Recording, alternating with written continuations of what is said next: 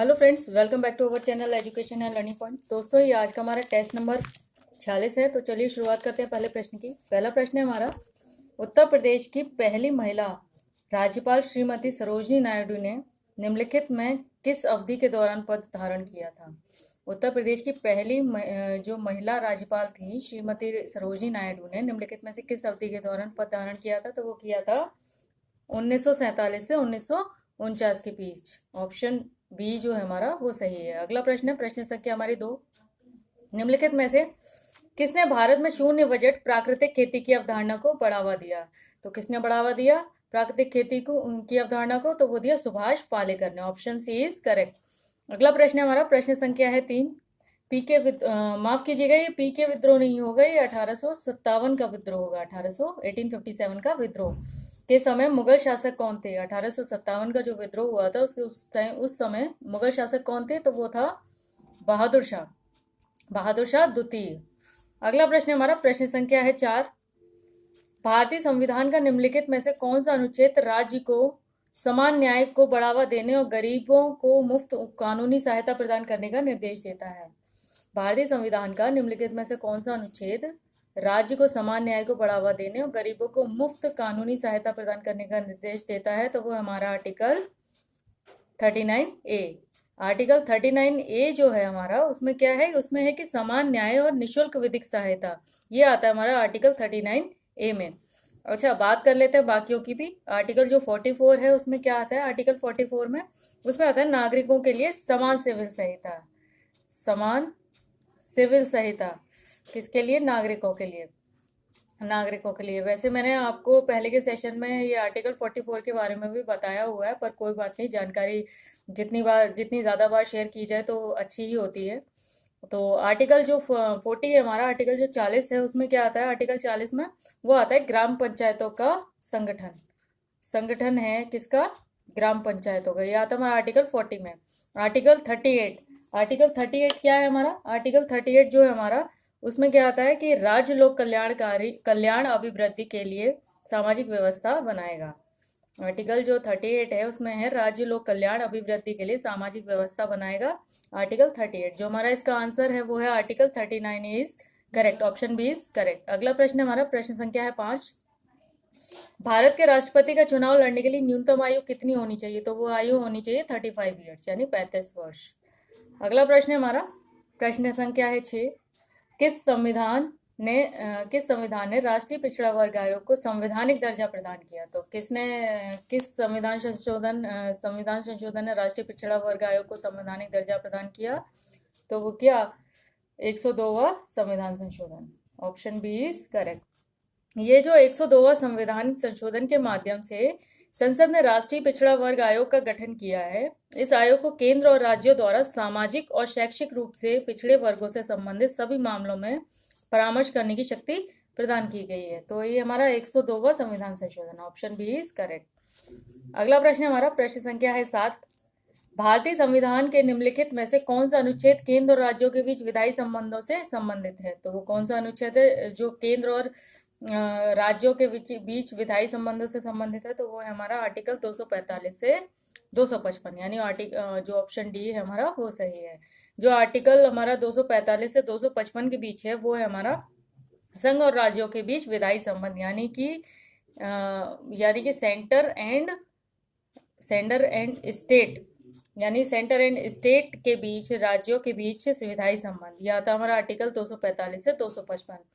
और जो है आर्टिकल 268 जो है हमारा, 268 से 293, इसके भी ये किससे संबंधित है।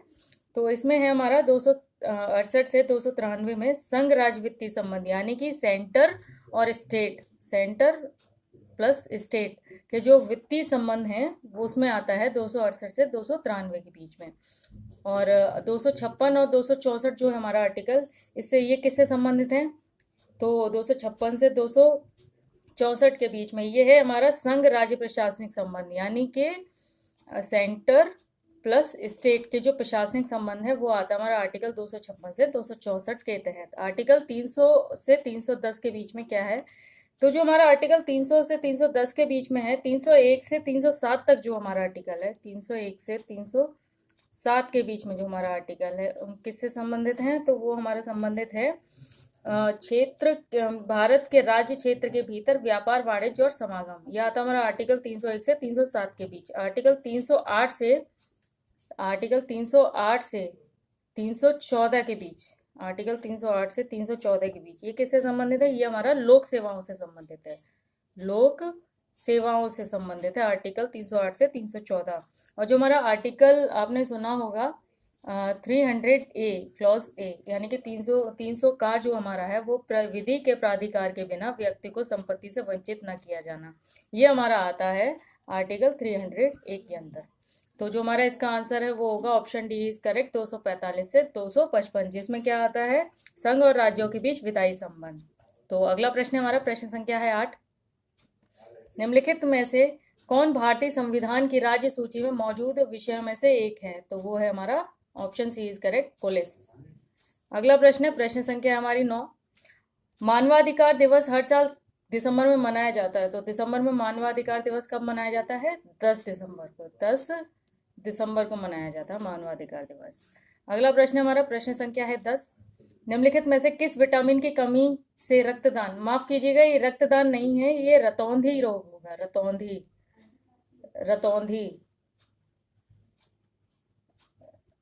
रतौंधी जो है, रतौंधी रोग जो होता है किस विटामिन की कमी से होता है, जिसमें मनुष्य पूर्ण अंधापन हो जाता है मनुष्य में, तो वो है हमारा विटामिन ए की कमी से। बाकी विटामिन जो हमारा डी है, ई है और सी, इनके बारे में मैंने पहले के वीडियोस में आपको बताया हुआ है, तो कमेंट सेक्शन में आप इसका आंसर ज़रूर दें कि विटामिन डी, ई और सी की कमी से कौन सा रोग हो जाता है। अगला प्रश्न हमारा प्रश्न संख्या है 11। कौन सी फसल जैसे गोल्डन फाइबर के नाम से जाना जाता है, नायलॉन के कारण बाजार से प्रतिस्थापित रही है, तो वो कौन सी फसल है जिसको गोल्डन फाइबर के नाम से जानते हैं, तो वो है हमारा option C is correct, jute को। अगला प्रश्न संख्या है 12। यूनियन कार्बाइड फैक्ट्री से औद्योगिक आपदा हुई थी। यूनियन कार्बाइड फैक्ट्री से औद्योगिक आपदा हुई थी, कहाँ पर हुई थी ये, तो ये हुई थी हमारी भोपाल में। Option B is correct, Bhopal में। जो भोपाल में ये आपदा हुई थी, ये कब हुई थी, तो ये हुई थी 3 दिसंबर 1984 को हुई थी ये आपदा। अच्छा, इसमें क्या था कि ये आपने इसके बारे में काफ़ी सुना होगा, भोपाल गैस त्रासदी। तो ये जो आपदा हुई थी, ये इसको भोपाल गैस कांड या भोपाल गैस त्रासदी के नाम से भी जानते हैं। इसमें क्या हुआ था कि भोपाल स्थित एक भोपाल में एक कंपनी थी, यूनियन कार्बाइड नाम की एक कंपनी थी, जिसके कंपनी के कारखाने में एक जहरीली गैस का रिसाव हुआ था। वो जो जहरीली गैस थी, जिसके कारण लगभग 15,000 से ज़्यादा लोगों की जान भी चली गई थी, जिसमें बहुत सारे लोग जो थे जो शारीरिक अपंगता से और अंधेपन के भी शिकार हो गए थे, तो बहुत सारे लोग भी इसमें मारे गए थे। तो और वो कौन सी गैस थी, तो वो थी मिथाइल आइसो साइनाइड।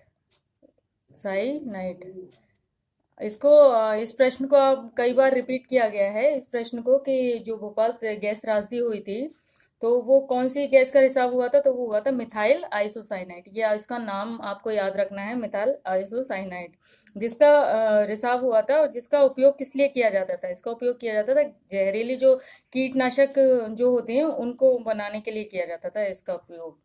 तो इसमें क्या आपको याद रखना है, सबसे पहले तो ये जो कौन सी कंपनी थी, वो यूनियन कार्बाइड की फैक्ट्री थी।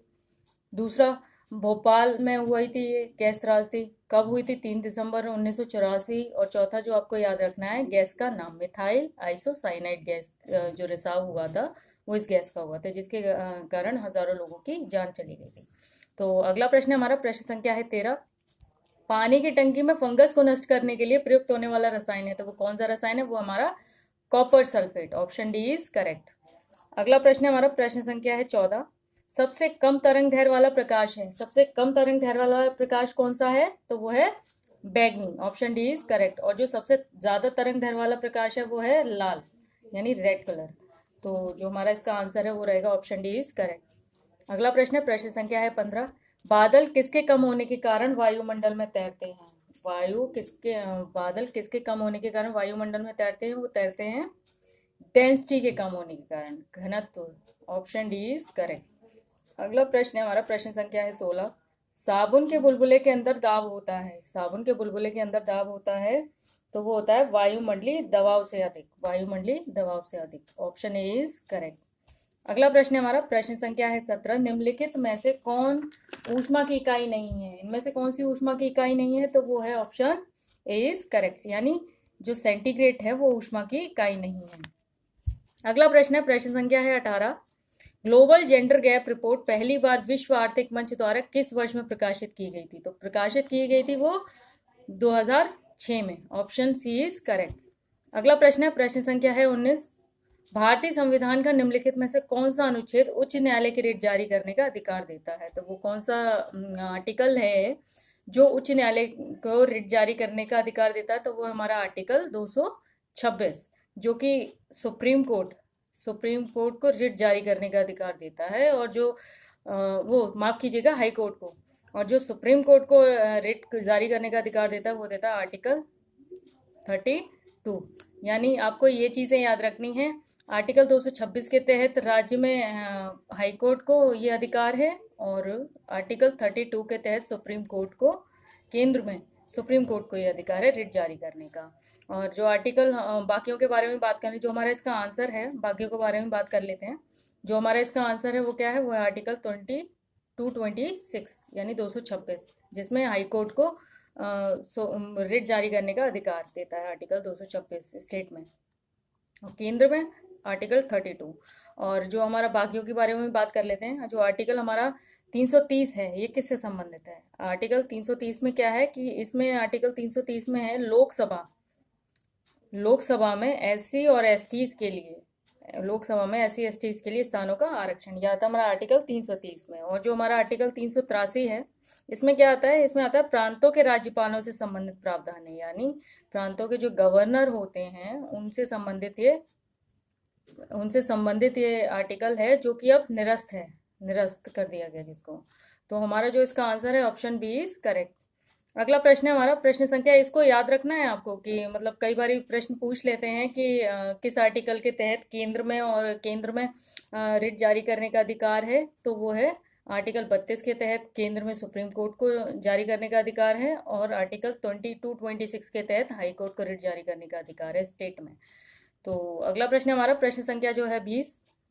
हमारे भारतीय संविधान का अंतिम व्याख्याकार कौन है, तो जो हमारा भारतीय संविधान है उसका अंतिम व्याख्याकार कौन है, तो वो है भारत का सर्वोच्च न्यायालय यानी सुप्रीम कोर्ट ऑफ इंडिया।